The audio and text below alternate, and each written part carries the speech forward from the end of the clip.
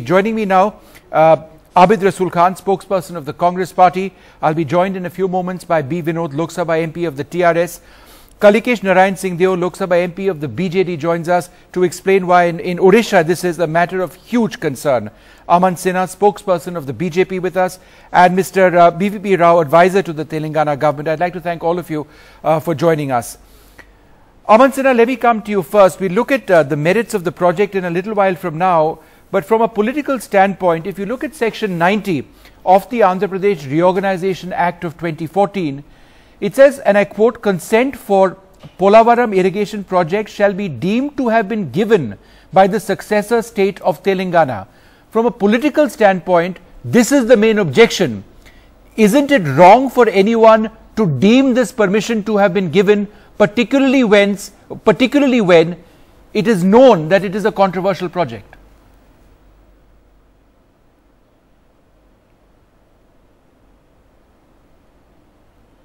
The Andhra Pradesh Reorganization Act has been passed by the Parliament. It is a law of the land, and that particular provision. I'm sorry, there is a lot of echo in my EP. But this particular provision holds the field at this point in time. But as far as BJP is concerned, let me assure you that we are committed for development and progress of both Andhra Pradesh and Telangana. And Polavaram project is a very important project for the whole region, not only for Andhra and Telangana, but Odisha also. It can be a lifeline, of that particular region. And therefore, any impediments which come in its way should be tackled and removed. And that is what government is committed for. And therefore, this ordinance, which was brought earlier, has been just, formally moved and passed in the Parliament in Lok Sabha today. What about the argument that Telangana doesn't want at least 300 of its villages to go to Andhra Pradesh?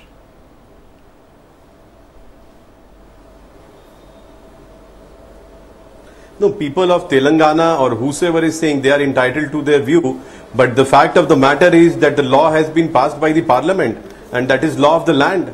And that provision was very much there when it was passed in Lok Sabha and Rajya Sabha both, and our friends from TRS and other parties, they were also there. So that is how the act was passed, and I think it is in best interest of both the states, and in fact in the interest of other states of the region also, that this project, which is a lifeline of that particular area, should be operationalized at the earliest possible.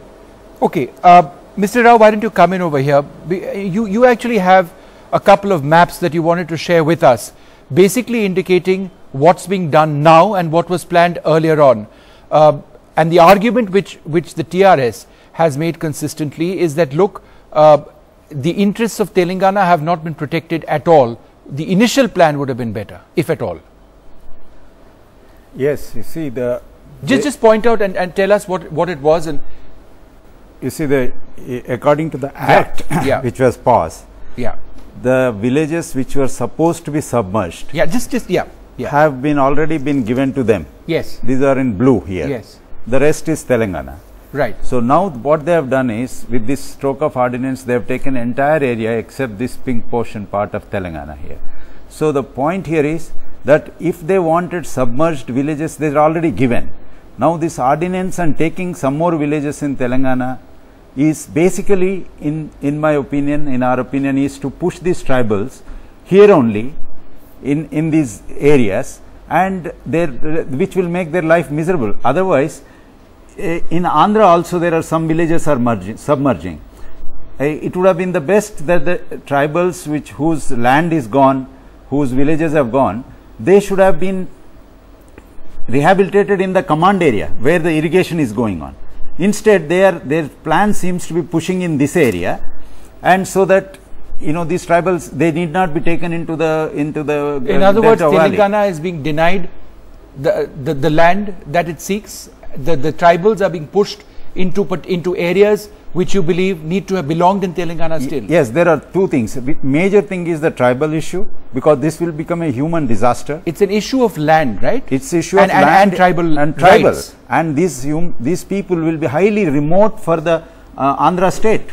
They will be locked in this beyond this lake, and then they will have no means to livelihood. Secondly, we have a 450 megawatt project here, Okay. right in Telangana, Yes. which is, Telangana is already a power starved state. Yes. And with this ordinance, this 450 megawatt power plant also goes to Andhra.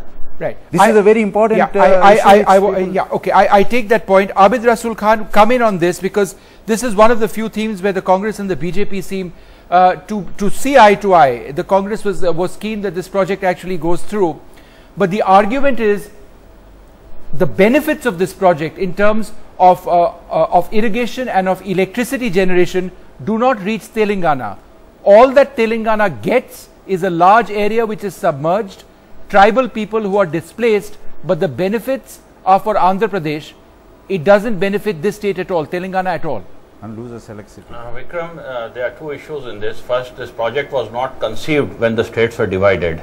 This project was conceived much before the division of the states took place. The second issue is about the ordinance which has been passed taking over the 7 mandals. Here, as my predecessor has spoken, there are very important issues which needs to be addressed. That is the power projects, the continuity of the forest belt from Khammam to Adilabad, which are vastly and totally habitated by the tribals, and they have a continuity from this district to about 4 districts on the northern side. So you have to address all these issues. So my point and our party's point is, when we had an elaborate discussion before the bill was finalized, when we involved all the stakeholders, BJP should have also, because new governments are in place, one is in Andhra and Telangana, all of them and the neighboring states should have been involved in the discussions, and a proper decision should have been taken which have been acceptable to all, because there was no reason for them to hurry through an ordinance and immediately in 4 days after placing the bill to get it passed. The BJP is pushing through this project because it believes it's in the interest of development. You say that you have formulated this policy earlier on. They seem to be carrying on a policy you have formulated, and yet you still criticize them. No, Vikram, that's not the issue. The project is not being criticized. Yeah, project is not being criticized. The way the 7 mandals have been given away under ordinance is what we are discussing. We are discussing the implications of this, because there is a totally forest inhabited, tribal inhabited, with lot of power potential which is required for one particular state. Now the question is, what was the hurry? The project is being conceived, and the people who are being displaced could have been accommodated in these mandals instead of being pushed towards any other area. So the stakeholders, that is the people who are being displaced, the governments in place and the neighboring government should have been involved and discussed, because in the Lok Sabha, when this reorganization bill was passed, BJP did not put up this amendment, so nor any other party came up with this amendment. This was an afterthought only in the Rajya Sabha.